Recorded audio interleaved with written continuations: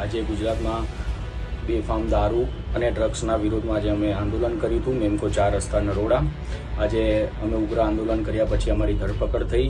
આ પ્રોગ્રામનો એક જ ઉદ્દેશ્ય હતો, જે આ ગુજરાતમાં બેફામ દારૂ અને ડ્રગ્સ પ્રતિષ્ઠિત અમદાવાદમાં જેટલી બી કોલિનના બહારનું વેચાણ થાય છે એને બંધ કરાવીશું. આજે ક્રાંતિ કોંગ્રેસ, ગુજરાત કોંગ્રેસ દ્વારા જે શરૂ કરાઈ છે એમાં યુથ કોંગ્રેસ સૌથી વધારે આંદોલનમાં ઉતરશે. આજે રસ્તા ઉપર ઉતરી છે તો કાલે જનતા રેડ પર કરશે.